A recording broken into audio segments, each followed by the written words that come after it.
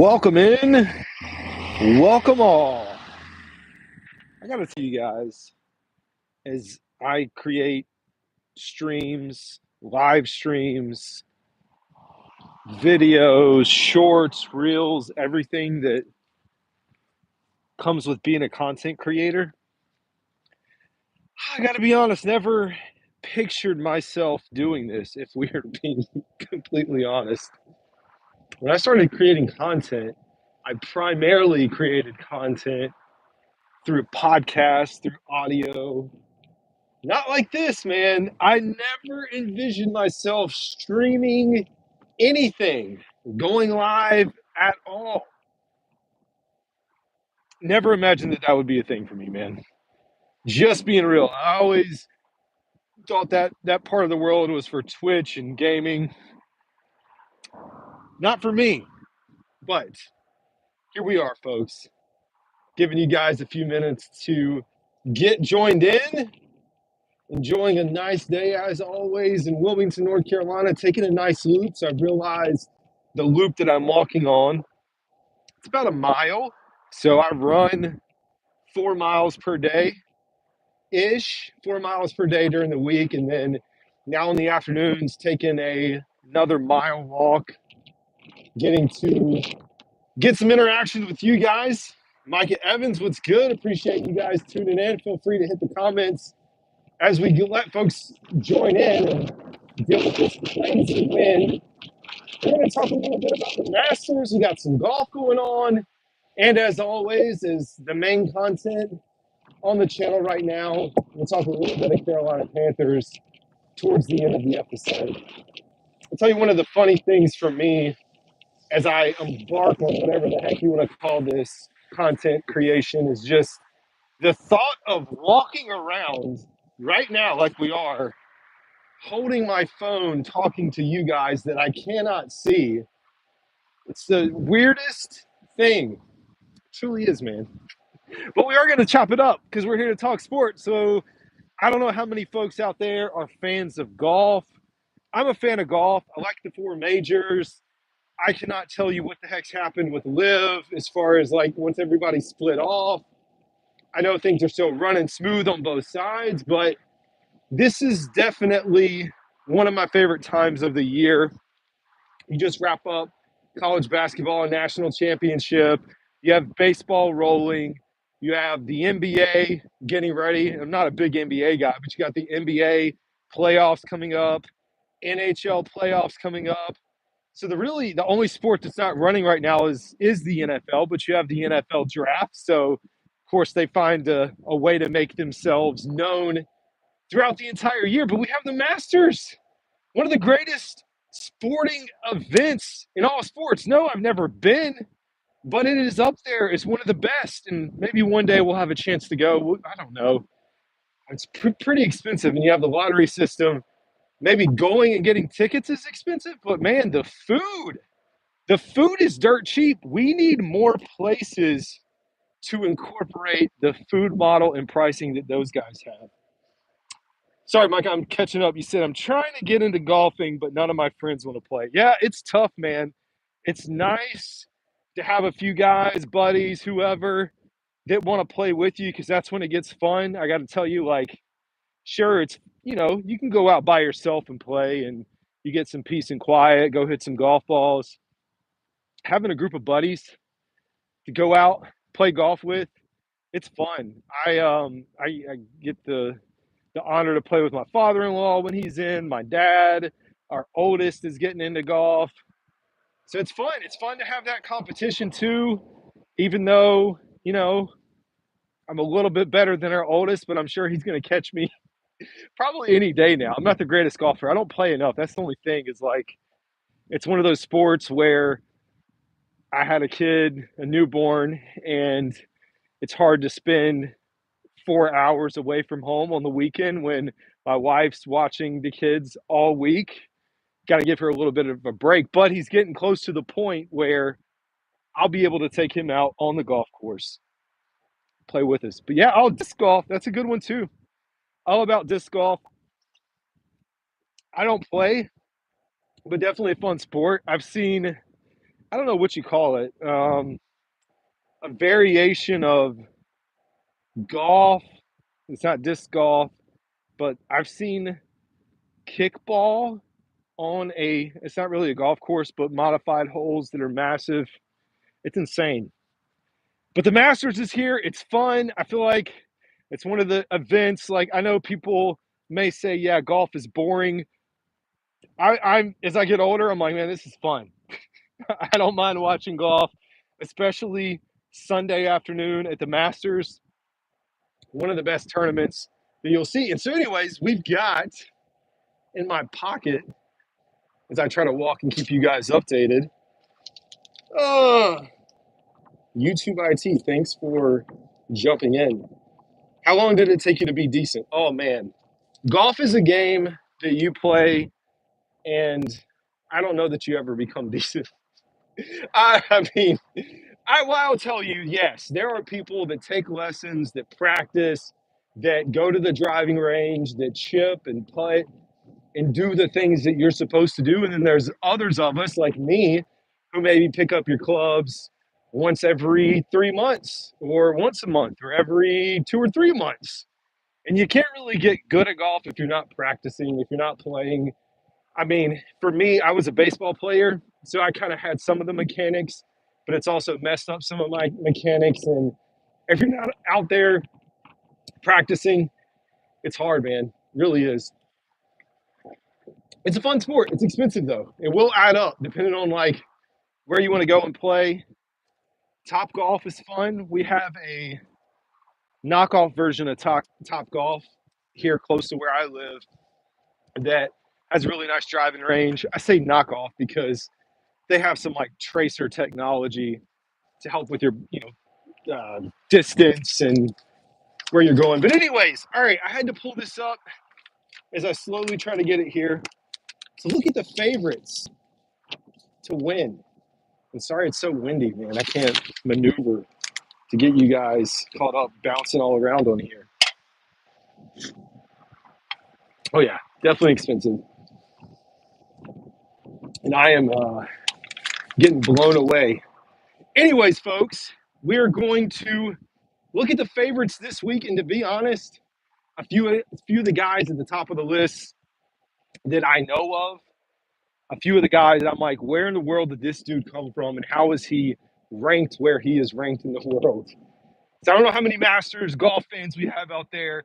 Scotty Scheffler is your favorite. Don't know what the world rankings are. Don't care. He is one of the best golfers in the world. I would look for him to have a pretty good tournament this weekend. Roy McIlroy, right up there as your second favorite. Now, I was on CBS.com. I don't know who they use to pull in their ratings to tell you who is or isn't the favorite, so you can go out to your own sports book. I don't gamble on sports, believe it or not. Even though I talk about sports all the time, I don't gamble on it. Never have, but maybe you'll do something with that. John Rahm is your third favorite right now heading into the start of the tournament. And then we got a guy that I to be honest, I guess it's just me. I don't know who this guy is. And I mean, I consider myself to be a casual golf fan. So the fact that I don't know is it the fourth favorite, fifth favorite, fourth favorite person to win this tournament probably says a lot about who I am and my fandom. What's good, Rio? Drop any question you want, man. We're chopping it up on golf right now. We will talk Panthers at the end of this episode. Call it an episode at the end of the stream. Ludwig Aberg. I'm probably not even telling you that's probably not his name. I don't even know if I feel like they just slipped that in there to make me look stupid when I come out and tell you guys who the fourth favorite is. Colin Morikawa, yes, I know who he is. Xander Schauffele, hope I say that one right. I should know him. And Bryson DeChambeau. So those are your current favorites. One of the funny things about golf, at least, I don't know if it's funny, but one of the things about golf that I've always thought about is when I grew up, I mean, it was Tiger Woods, Phil Mickelson, there were Vijay Singh, I'm leaving a bunch of guys off. But, Tiger Woods dominated the sport. And I think people have always wondered, how would golf recover? You see the split with the Live League, everything going on with there. And I think for the most part, they've done a pretty good job. I think they've been able to maintain and balance. I think eventually they're going to have to figure out a way to really work this thing out between the PGA and Live.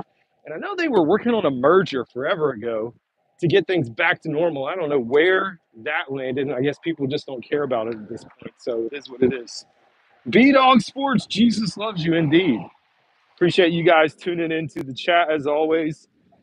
And yeah, so for those who are just joining or maybe caught the tail end of that, we were chopping it up a little bit about the Masters tournament. Again, favorite time of year right now, weekend in Augusta. No, I've never been, like I said, but I can enjoy it from my couch and TV and feel good about it. It's a nice weekend out there. So we will go into a little bit of Panthers talk as I get close to closing in on a mile, getting back to work to close out the workday here on the East Coast. And I was looking at some notes on the Carolina Panthers. I got to tell you guys, this time of year, it's difficult to find notes, like find storylines. I mean, there's just not a lot of news when the season isn't happening. When free agency has ended, you run out of ideas and topics, and you're just like trying to find anything you can latch onto. So anyways, I found this tidbit. It was pretty cool. Continuity for the Panthers is something that I've talked about. I've really talked about continuity with Dave Canales, with the offense, with the Ejiro Evero, whether or not you're a fan of having him back here in Carolina. His cars race by. But there was a new data point that it's kind of shocking, but then again, it's not really shocking. I'm trying to talk between all the cars passing so you guys can hear me and it's not insanely loud. I'm going to get to your question, Micah, in just a second. So this is the first offseason for the Carolina Panthers since 2019 that the Carolina Panthers have had the same head coach, GM, and quarterback heading into the season. Since 2019. That is insane. But I say it's insane just because, yes, it sounds insane, but you look back at all the coaching changes, GM changes, quarterback rotation has happened, guys in and out, PJ Walker, Baker Mayfield, Sam Darnold. I mean, it's been a wild ride. It absolutely has, but I do look at that as a positive. We have talked about Dan Morgan and Dave Canales. Taking a little break here. Just having both of those guys here, second year, it's nice. It feels much different than the pins and needles that this team was walking on, or the club, the team itself felt like, hey, yeah, is this coach going to get fired? Is he going to make it through the season? All the things that happened there. Speaking of Frank Wright, as we talk about coaches fired mid-season, I cannot believe, again, that he is out there coaching Stanford. It's wild. Wild to me. All right, let's get into it. What are your thoughts on a third-round pick for the draft? Would you go offense? Great question. Very good question. I think that's going to be one of the hot topics that we're going to continue to debate. A lot of things for the Panthers to decide. There is a very big gap for the Panthers picking at number 8 and then waiting until pick 57, which is the Los Angeles Rams pick. For those who forget, maybe you don't forget, maybe you just want to forget.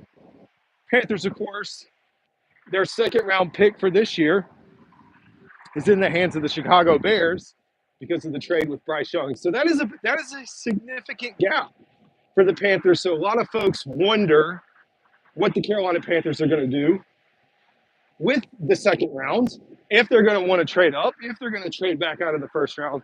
So I would tell you, I don't have sources at all, so don't even think that I'm giving you sourceful information, but I will tell you from what we've seen and heard, it seems like it is going to be heavily focused on defense, especially with the first pick, possibly even the second pick.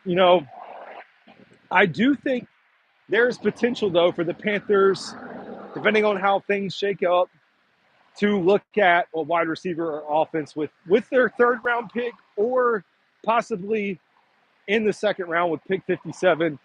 It's just going to really depend on where this thing plays out. Good news is it's not a great wide receiver class, but if the Panthers did have to wait till the early third rounds, I think they could still get an impactful player for the team. Panthers have to figure out how to do that, man. They have to be able to draft and hit on some of these guys. And last comment said, I've heard a lot for the first two rounds, but not too much talk about the third. Yeah, first two rounds seem to be like the focus. And I think a lot of that is like if you're looking at, mock drafts, I think a reason that you typically see like a 2 or 3 round mock draft, it's a lot of data points, man. It really is. It's a lot of players to go through.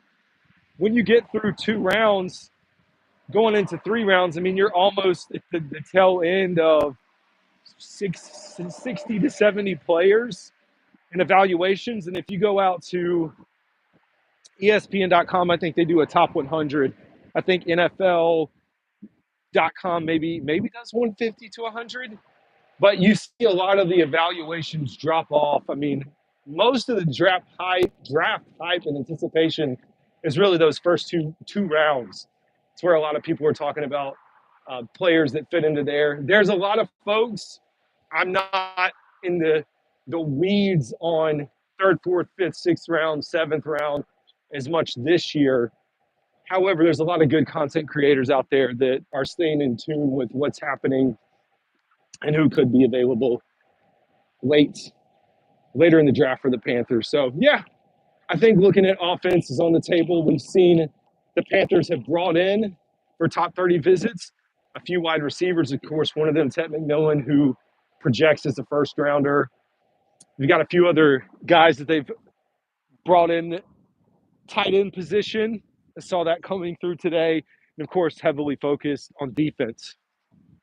Also, although it's not the trendy pick, there's always a possibility that they do look at the offensive line in the event that they're thinking about giving Taylor Moton his replacement for next year. So, anyways, folks, made it back around 1 mile complete, day almost done, at least working. You guys can check out all the content. We got a bunch of members-only content that's going to be coming out, or is out, but it's going to come out to everyone else over the next week. I'll continue to record, and stay in tune with you guys. Appreciate